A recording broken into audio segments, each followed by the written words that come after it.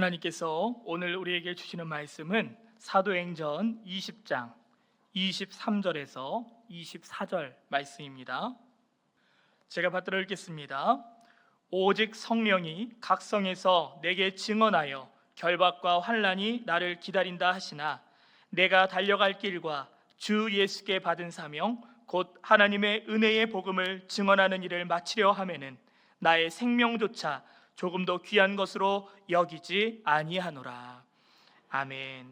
오늘 함께 나눌 말씀의 제목은 받은 은혜 전할 사명입니다. 여러분, 오늘 우리가 봉독한 사도행전 20장 말씀에 보니까 사도 바울이 사명에 대해서 이야기를 하고 있습니다. 자신은 예수님께 받은 사명이 있는데 그것을 감당하기 위해서 자신의 생명조차도 아끼지 않는다고 말을 하고 있습니다. 그러면 어떻게 그렇게까지 말할 수가 있을까요? 아무리 사명이 크고 대단해 보인다 할지라도 어떻게 생명도 아끼지 않고 그 사명을 감당하려고 할 수 있을까요? 사도 바울은 우리 예수님께 받은 은혜가 너무나 크다 보니까요, 그 은혜가 너무나 감사하여서 주님께서 맡겨진 사명을 하찮게 여길 수가 없는 것입니다. 적당히 대충 그렇게 감당하지가 않고 어떻게든지 그것을 온전히 감당하려는 그 마음이 있었던 것입니다. 여러분, 사도 바울은 그래서 가는 곳마다 예수님 믿으세요, 예수님이 하나님의 아들이십니다, 예수님이 그리스도 메시아입니다, 이 예수님께서 우리를 위해서 십자가에 못 박혀 돌아가셨고 3일 만에 부활하셨습니다, 이분만이 우리의 구세주입니다, 이렇게 전해서 수많은 사람들이 예수님을 믿고 교회가 생겨나게 되었죠. 여러분, 그런데 교회가 생겨나는 그런 과정을 생각할 때 우리는 이 말씀을 기억해야 됩니다. 마태복음 16장 18절 말씀, 우리 다 같이 한 목소리로 봉독하시겠습니다.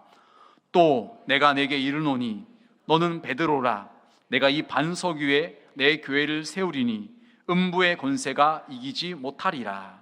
아멘. 여러분, 예수님께서는 베드로의 믿음의 고백 위에 교회를 세우겠다고 말씀을 하십니다. 여러분, 예수님께서는 믿지 않는 사람들 마음에 찾아오셔서 마음의 문을 두드리시죠.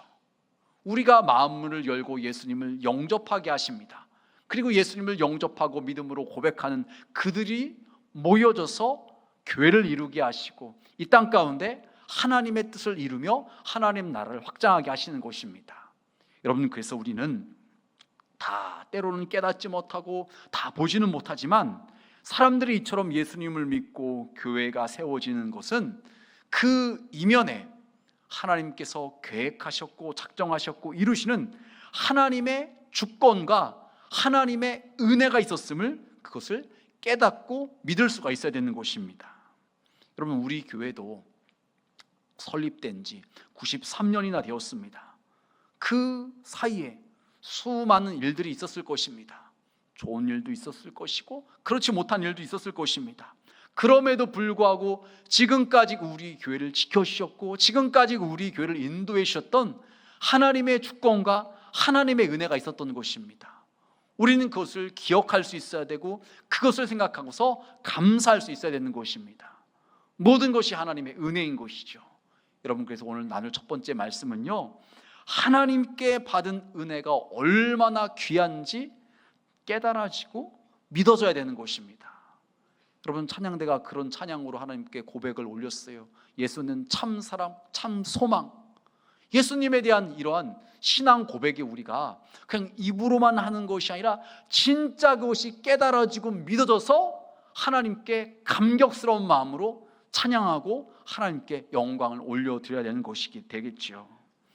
여러분, 우리가 사명을 감당하기 위해서 필요한 것은요, 다른 것이 아니라 이러한 하나님의 큰 은혜와 사랑이 깨달아질 때, 그때야 비로소 주님께서 우리에게 맡기신 사명을 감당할 수가 있는 것입니다. 여러분, 그래서 사도 바울은요, 고린도전서 15장에서 이렇게 고백을 합니다. 우리 다 같이 한 목소리로 봉독하시겠습니다. 나는 사도 중에 지극히 작은 자라, 내가 하나님의 교회를 박해하였으므로 사도라 칭함을 받기에 감당치 못할 자로다. 그러나 나의 나된 것은 하나님의 은혜로 된 것이니. 아멘. 그러면 사도 바울은 고백하기를 자신은 사도 중에 지극히 작은 자라고 말을 하고 있습니다. 그러면서 사도라 칭함 받을 만한 사람이 못 된다고 이야기를 하고 있습니다. 왜 그럴까요? 예수 믿는 사람들을 잡아다가 매질하고 옥에 가두고 했던 일을 했던 사람이 사도 바울입니다. 그런 그다 보니까 자기는 사도라 칭함 받을 수 있는 사람이 못 된다는 것입니다.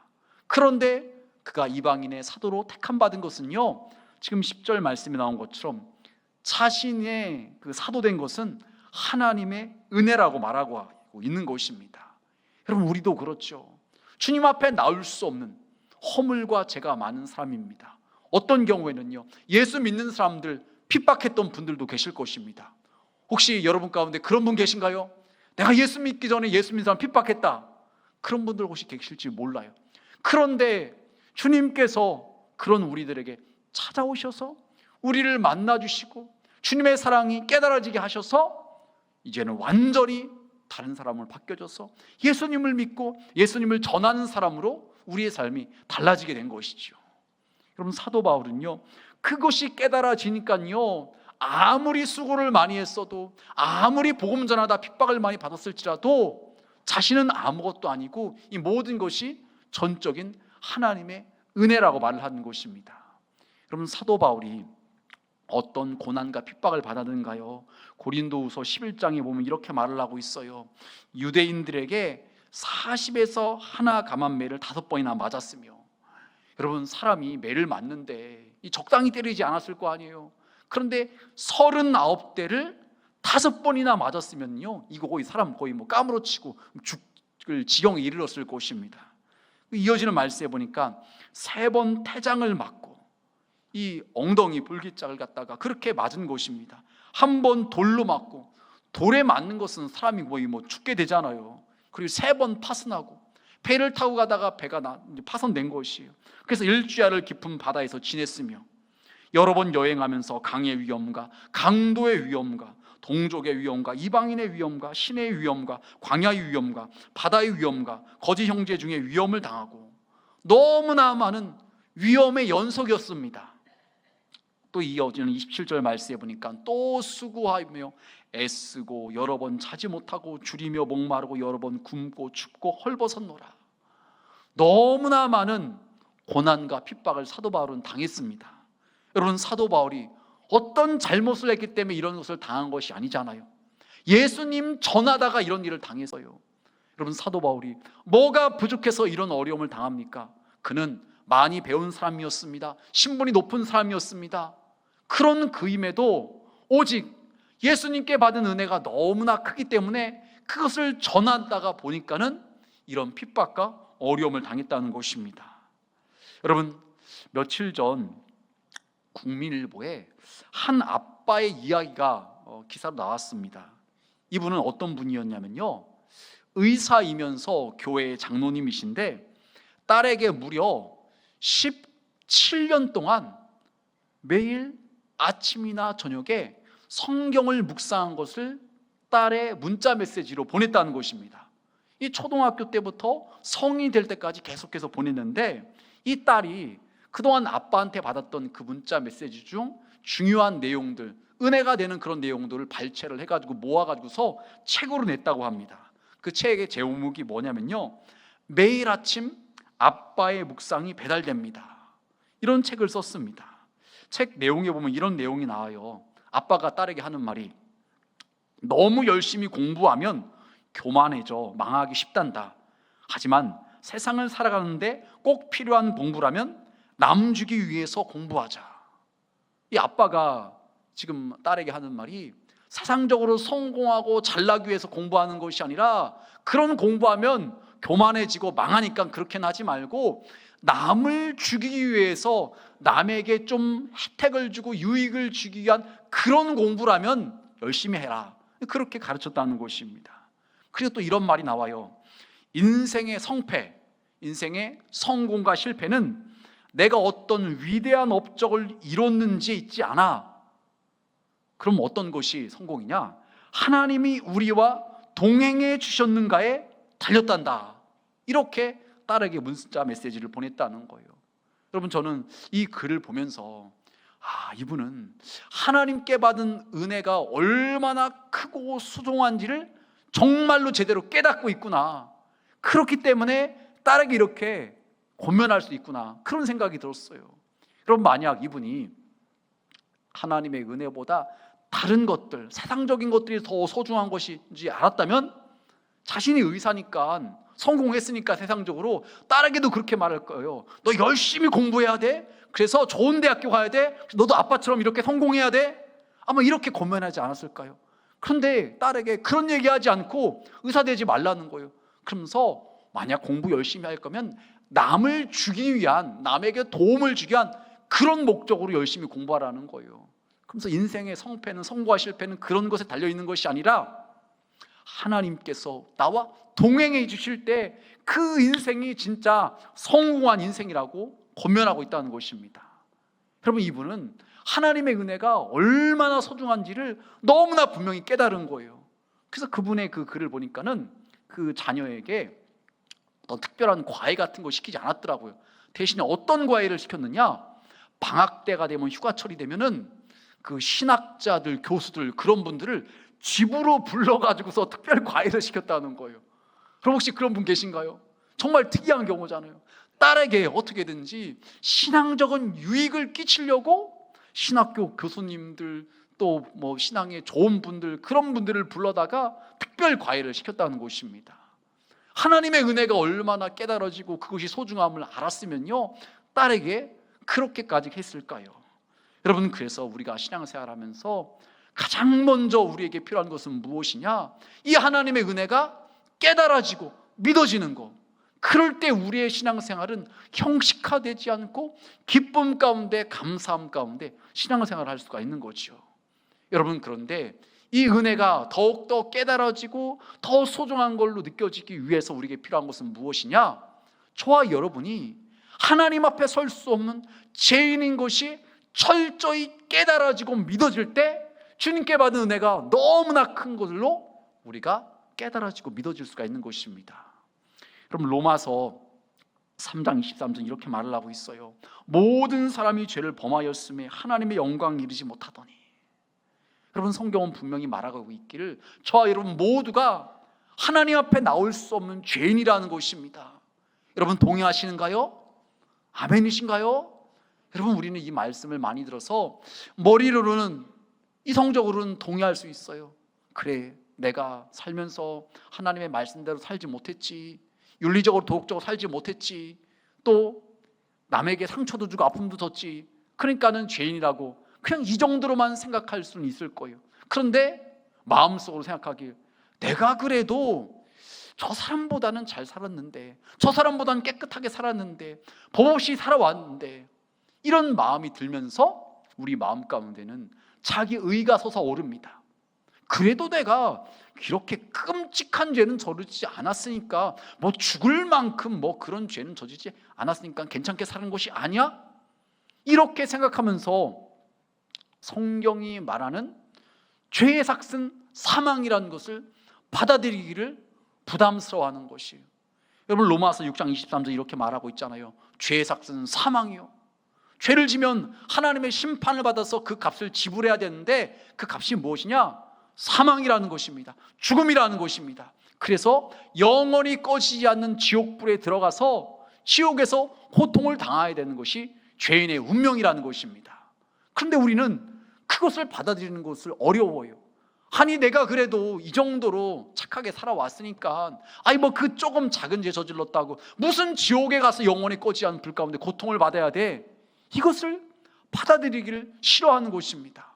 머리는 동의할지 모르지만 실제로 그것을 인정하려고 하지 않는 것이 우리의 마음이라는 거죠.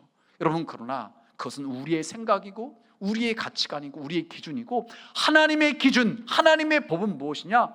죄의 삭은 사망이라는 것입니다. 그래서 꺼지지 않는 영원한 불 가운데 던져져서 고통을 당해야 된다는 것입니다. 여러분, 사람이 이 땅에서 겪게 되는 여러 가지 아픔과 고통이 있는데 그 중에 큰 고통이 화상으로 인한 거죠. 뭐 작게 2도 3도 정도 되면은 얼마 치료받으면 끝나지만 전신 화상을 입고 엄청나게 고통을 당하는 그런 분들 계시잖아요. 여름철에도 반팔을 못 입어요. 화상을 입어가지고서 1년이 아니라 몇 년씩 그렇게 치료를 받는 분들도 계십니다. 여러분, 그런데 예수 안 믿으면은 죄의 값을 지불해야 되는데 영원히 꺼지지 않는 지옥불에서 고통을 당해야 된다는 것입니다. 이것이 죄를 지은 사람이 당해야 될 일이라는 거죠.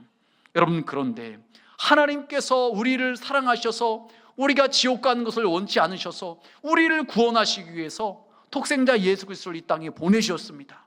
그분께서 이 땅에 오셔서 우리의 모든 죄를 다 담당하시고 우리를 위해서 물과 피를 다 쏟아주셨습니다. 그리고 3일 만에 부활하셨습니다. 우리가 이것을 믿기만 하면은 우리의 죄가 사함받고 우리가 지옥 가지 않고 영원한 하나님 나라에서 영생 복락을 누릴 수가 있다는 것입니다. 여러분, 요한복음 3장 16절이 그것을 말하고 있죠. 우리 다 같이 함께 봉독하시겠습니다. 하나님이 세상을 이처럼 사랑하사 독생자를 주셨으니 이는 그를 믿는 자마다 멸망하지 않고 영생을 얻게 하려 하심이라. 아멘. 여러분, 이 말씀은 짧은 한 문장이지만 이 말씀 가운데 우리를 너무나 사랑하시는 하나님의 사랑이 담겨 있는 것입니다. 우리를 너무나 사랑하셔서 우리가 죄짓고 살다가 지옥에 가서 고통당하는 것을 원치 않으셔서 하나밖에 없는 독생자 예수님을 이 땅에 보내주셨습니다. 그래서 그분을 믿는 자마다 멸망하지 않고 영생을 얻게 하려 하심이라고 성경이 분명히 말씀하고 있습니다. 저와 여러분이 이 사실을 믿기에 예수님을 믿은 것이고 이 사실을 믿기에 오늘도 주님 전에 나와서 예배를 드리는 것이죠. 이런 것이 주님께서 우리에게 베풀으신 세상 무엇과도 바꿀 수 없는 가장 큰 은혜이고 사랑인 것이죠. 여러분, 우리는 이것이 더 깊이 깨달아져야 되는 것입니다. 마치 자녀가 어릴 때는 부모님의 수고, 헌신, 사랑을 잘 모르다가 출가해서 시집 가고 장가 가고 아이를 낳고 키우다 보니까 점점 부모님의 그 희생과 수고가 깨달아져서 고마움과 감사함이 느껴지는 것처럼 우리는 신앙생활을 하면 할수록 나에게 베풀으신 주님의 사랑이 이렇게 크구나라는 것이 더 깨달아지고 더 믿어져야 되는 것입니다. 이것이 바로 우리가 깨달아져야 되고 믿어져야 될 하나님의 은혜와 사랑인 거죠. 여러분, 이렇게 사랑과 은혜가 깨달아진 사람은 어떻게 살아가야 될까요? 오늘 두 번째 말씀인데요, 하나님께 받은 은혜와 사랑을 전하는 사명을 감당해야 되는 것입니다. 여러분, 오늘 말씀에서 사도 바울은 예루살렘에 가면 핍박이 있다고 그래요. 붙잡힌다고 그래요. 고난이 기다리고 있다고 그래요. 성령께서 그것을 사도 바울에게 미리 알려주셨어요. 그럼에도 불구하고 사도 바울은 그래도 예루살렘에 갈 것이다, 자신에게 맡겨진 사명을 감당하는 거 외면하지 않을 것이다, 뿌리치지 않고 묵묵하게 그 길을 갈 것이라고 이야기를 합니다. 왜 그렇게 말할 수가 있을까요? 주님께 받은 은혜와 사랑이 너무나 크니까 비록 나를 핍박하는 사람이 있을지라도, 나를 괴롭히는 사람이 있을지라도 그들 앞에서라도 당당하게 예수님의 사랑, 하나님의 은혜, 그것을 전하겠다는 것입니다.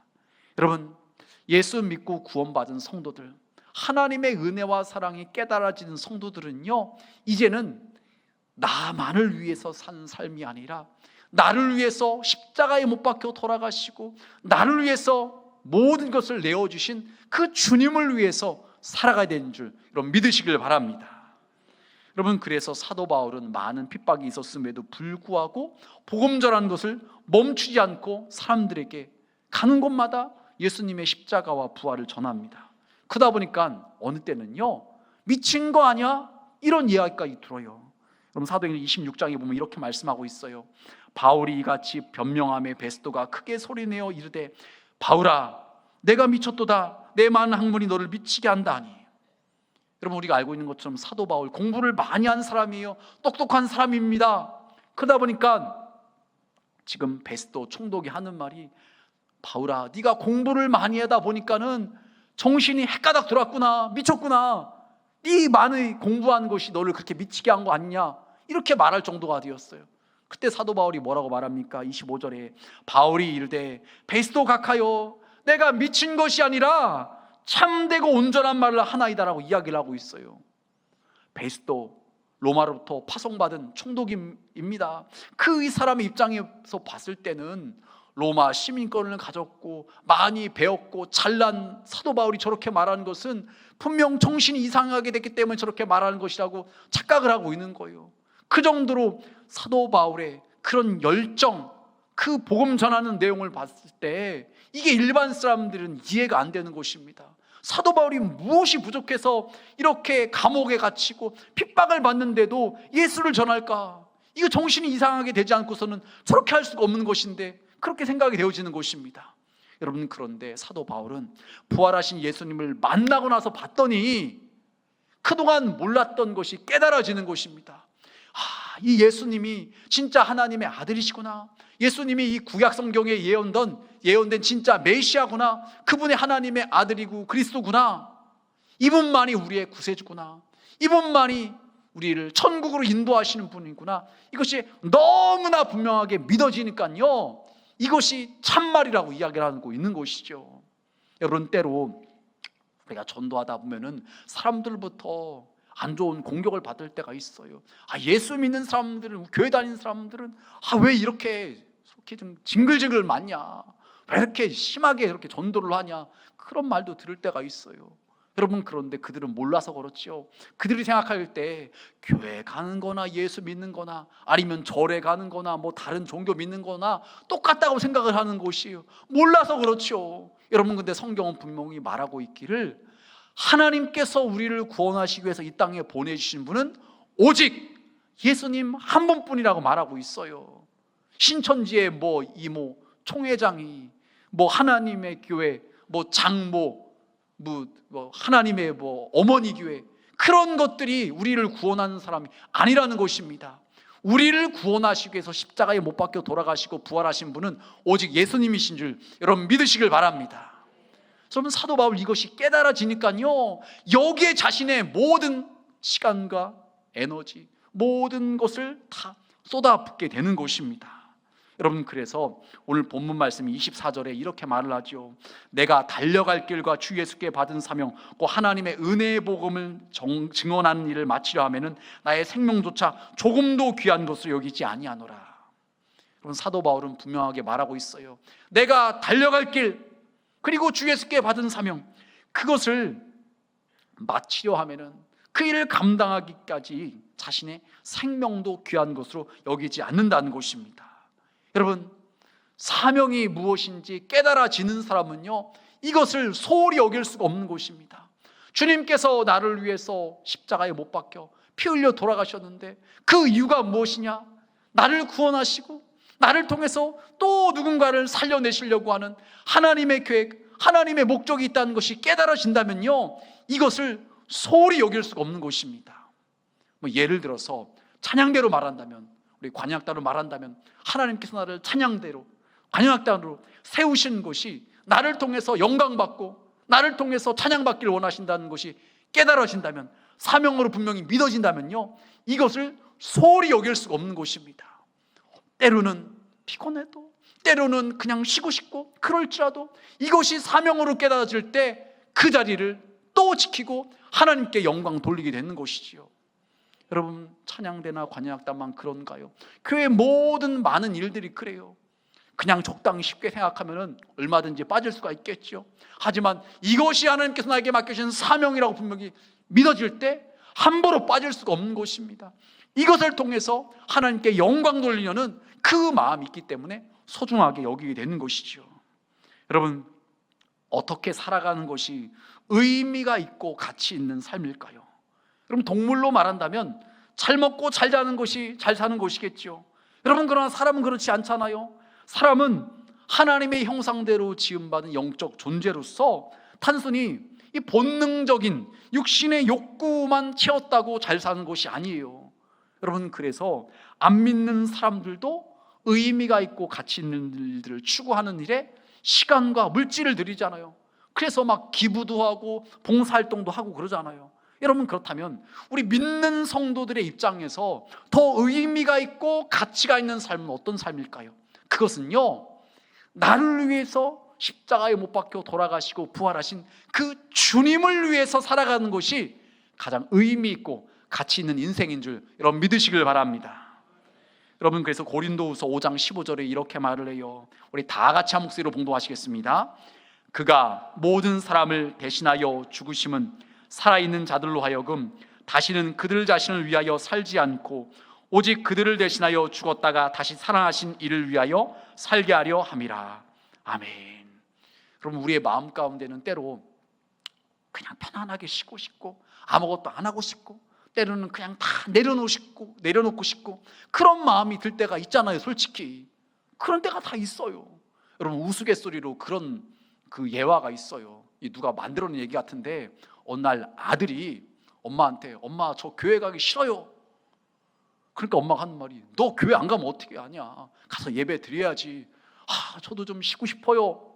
그랬더니 엄마가 뭐라고 말했느냐, 네가 교회를 반드시 가야 되는 이유는 네가 그 교회에 담임 목사이기 때문에 가야 된다.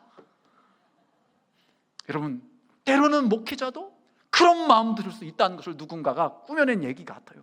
그런 마음이 들 수 있겠죠. 피곤하니까, 쉬고 싶으니까, 너무 짐이 무거우니까 그런 마음도 들 수 있겠지요. 여러분, 그런데 지금 봉독한 말씀에 보니까 우리 주님께서 우리를 위해서 죽으시고 우리를 위해서 그 모든 고난을 감당하신 것은요, 우리로 하여금 이제는 내 욕심만, 내 생각대로만 살지 않고 우리를 위해서 생명도 아끼지 않고 내어주신 그분을 위해서 살라고 그렇게 물과 피도 다 쏟아주셨고 그 고난도 감당하셨다는 것입니다. 그럼 이것이 깨달아지면요, 우리는 함부로 살 수가 없는 것입니다. 주님을 위해서 살게 되는 거죠. 여러분, 부모와 자식 간의 관계를 설명한다면 그렇죠. 처음에는 몰랐는데 시간이 지나서 엄마 아빠가 나를 위해서 그렇게 희생하신 것이 깨달아지고 믿어지면요, 그것이 너무나 고마우면 고마울수록요 부모님을 돌보게 되죠. 부모님을 생각하게 돼요. 내가 지금 존재하는 것이, 이렇게 살아갈 수가 있는 것이 나를 위해서 그렇게 희생하신 부모님의 희생이었고 수고했다는 것이 깨달아지면 알아질수록 부모님을 생각하게 되고 부모님께 뭐라도 해드리려고 하는 것이, 이것이 철이 들은 자녀의 모습인 것입니다. 여러분, 우리도 하나님 아버지와의 관계 가운데서 그렇게 해야 된다는 거예요. 주님께서 나에게 베푸신 은혜가 너무 크니까는요, 내 마음대로 살아갈 수가 없어요. 내 욕심대로 살아갈 수가 없는 것입니다. 주를 위해서 뭔가라도 좀 하려는 그 마음으로 사명을 감당하려고 하는 것이죠. 여러분, 그래서 세 번째로 우리는요, 건강과 시간과 재능과 물질을 사명을 감당하는 일에 사용해야 되는 것입니다. 그냥 헛된 것들 가운데 써버리는 것이 아니라, 허송세월하는 데 보내는 것이 아니라 주님께서 우리에게 주신 그런 것들을 사명을 감당하는 일에 사용해야 되는 것이에요. 그럼 마태복음 9장 37절 말씀에 보면 이렇게 말씀하고 있어요. 이에 제자들에게 이르시되 추수할 것은 많되 일꾼이 적으니. 추수할 안 믿는 영혼들이 너무나 많다는 거예요. 불신자들이 많다는 것입니다. 그들을 주님께로 인도할, 그들에게 복음을 전한 일꾼이 너무나 부족하다는 것입니다. 그래서 주님께서는 저와 여러분이 일꾼이 되기를 원하신다는 거예요. 주님의 제자로서 그 사명을 감당하기를 원하신다는 것입니다. 여러분, 그래서 몇 가지 교회과 관련돼서 좀 말씀을 드리도록 할게요. 해당되지 않으신 분들도 있을 텐데, 그래도 또 다른 쪽으로 내가 어떤 일을 감당해야 되는가 한번 생각해 보시길 바랍니다.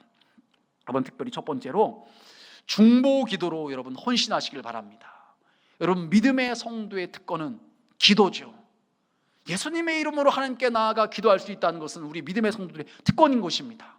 그런데 여러분, 중보 기도라는 것은 나만을 위해서만 기도하는 것이 아니라 다른 누군가를 위해서 기도하는 것이에요. 옆에 있는 성도들을 위해서 기도하고, 교회를 위해서 기도하고, 또 나라와 민족을 위해서 기도하고, 또 목회자들을 위해서 기도하는 것입니다. 그 기도가 있어질 때 기도를 받는 분들이 힘을 얻을 수가 있는 것입니다. 그 믿지 않는 영혼들이 주님께로 돌아올 수가 있는 것입니다. 여러분, 제가 이 돌아오는 수요일 날 모건대학교에서 채플 시간에 학생들 앞에서 설교를 하게 됩니다. 이 신학생들 앞에서가 아니라 일반 대학생들 앞에서 설교를 해요. 한 400~500명 모인다고 그러더라고요. 여러분, 대학생들 그냥 필수 과목이니까 채플에 들어올 거예요. 근데 대부분 어떻게 하고 있을까요? 제가 듣기로 그냥 다들 상당 부분이 고개 숙이고 있고 눈 감고 있고 자고 있고 귀에다 못 꽂고 있다는 거예요. 여러분, 그런데 저는 그들 앞에서 설교할 기회가 주어졌어요. 저의 사명은 무엇입니까? 그들에게 복음을 전해서 그들도 예수 믿게 하고, 그들도 하나님과 멀어진 사람이 있으면 다시 돌아오게 만들고, 죄를 깨닫고 회개하게 만들고, 이것이 저의 사명인 거지요. 제가 설교를 준비를 하겠지만은, 그러나 여러분이 함께 기도해 줄 때 그 시간에 성령께서 강력하게 역사하시는 것입니다. 여러분, 이것이 바로 중보기도의 힘인 줄 여러분 믿으시길 바랍니다. 여러분, 특별히 우리 교회에서는 목요일날 오후 2시에 중보기도 모임이 있습니다. 낮 시간이니까 그 시간에 근무하는 분들이 힘들 거예요. 근데 혹시 그 시간에 근무하지 않으신 분들이 계시다면 교회로 오셔서 함께 기도하는 것입니다. 그 시간 여러분이 교회를 위해서 기도할 때 교회가 교회답게 더 세워지고, 교회가 맡겨진 사명을 더 온전히 감당할 수가 있는 것입니다. 혹시라도 그 시간에 가능하시는 분이 있으면 마음을 모아주셔서 함께 기도해 주시길 주님의 이름으로 축복합니다.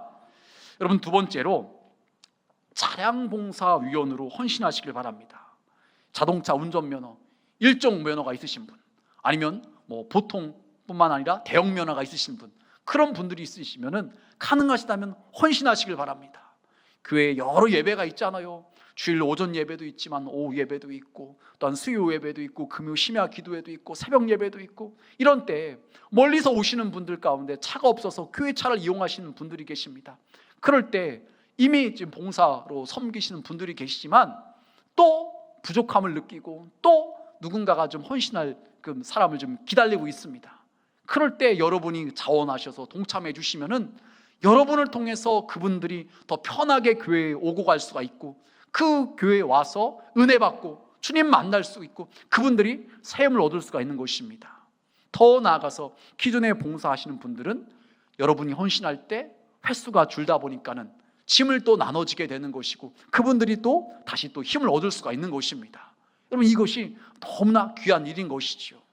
여러분, 더 나아가서 또 교회 차량을 또 타고 오시는 분들은요, 그 운전하시는 분들을 격려해 주시길 바랍니다. 여러분, 그분들 교회에서 뭐 받고 하시는 분 아무도 없어요. 그냥 그분들이 봉사하시는 곳입니다.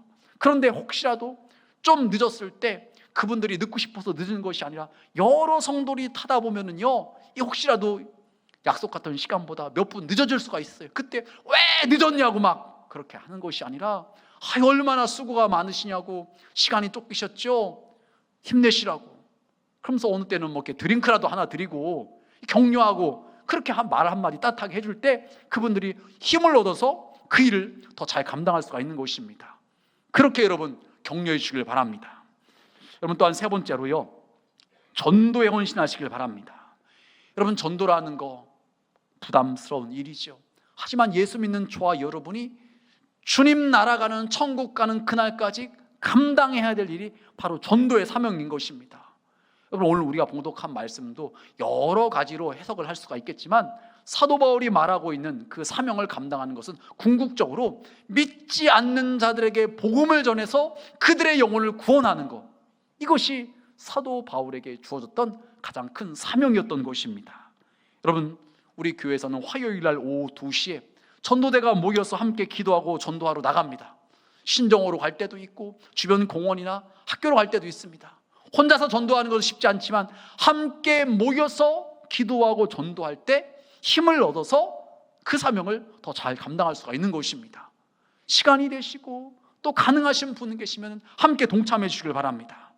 또한 앞으로 우리가 이 추후에는 주일 오후 시간에 좀 시간을 좀 내어서 지역별로 전도하는 시간을 좀 가지려고 그래요.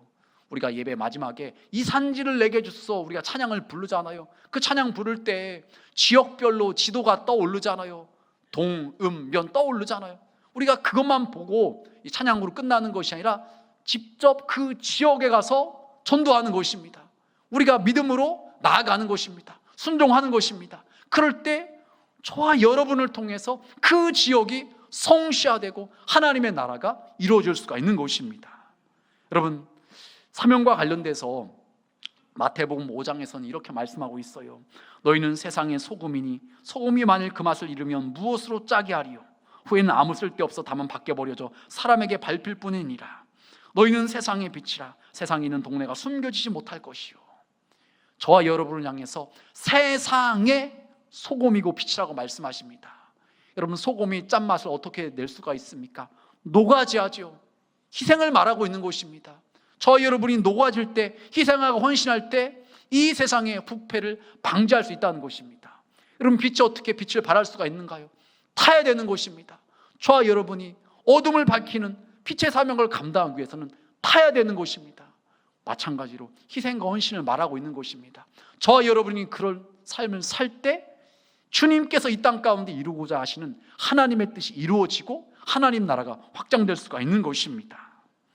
여러분, 오늘 저와 여러분이 주일을 맞아서 하나님 전에 모여서 예배 드릴 수가 있었던 것은요, 저와 여러분을 위해서 누군가 그동안 기도했던 분들이 있었던 것입니다. 누군가의 전도가 있었던 것입니다. 그분들의 희생과 수고로 말미암아 우리가 구원받은 것이고 우리가 예수 믿고 하나님의 은혜를 누리며 살아갈 수 있게 된 것이죠. 이제는 저와 여러분도 그 일을 감당해야 되는 것입니다. 하나님께서 주신 건강, 재능, 물질 헛된 데 써버리는 것이 아니라 주의 일에, 주님의 영광을 드러내는 일에 여러분 사용하시길 바랍니다. 이런 말씀을 정리하겠습니다. 신앙생활 어떻게 하고 계신가요? 의무감으로 마지못해서 하고 계시진 않은가요? 여러분, 우리는 주님께 받은 은혜와 사랑이 얼마나 큰지 다시 한번 깨달아져야 되는 것입니다. 이것은 세상 무엇과도 바꿀 수 없는 가장 귀한 것입니다. 여러분, 만약 우리가 구원받지 못했다면, 예수 믿지 않았다면 우리는 죄 가운데 거하고 살다가 마지막 날에 하나님 앞에서 심판받아서 땅땅땅 지옥, 그러면요 영원히 꺼지지 않는 불 가운데서 영원토록 고통당할 수밖에 없었던 그런 자들이었던 것입니다. 그런데 하나님의 큰 사랑으로 예수님께서 우리를 위해서 십자가에 못 박혀 돌아가시고 3일 만에 부활하심으로 말미암아 그것이 믿어지는 은혜 가운데 우리가 구원받고 하나님의 자녀가 된 것입니다. 이것이 깨달아지는 성도라면요, 우리는 우리의 시간, 건강, 물질, 재능 주님을 위해서 사용해야 되는 것입니다. 주님의 뜻을 이루는 데 사용해야 되는 것입니다. 그것이 가장 가치가 있는 일이고 의미가 있는 일이고 보람된 일인 것입니다. 바로 이 예배에 오신 우리 온천중앙의 모든 성도님들은요, 주님께 받은 은혜와 사랑이 다시 한번 너무 깊이 깨달아져서 감사하여서 주님께 여러분의 삶을 드릴 수 있는, 그래서 그것을 통해서 하나님을 기쁘시게 하고 사람을 행복하게 할 수 있는 우리 모두가 되시길 주님의 이름으로 축원합니다.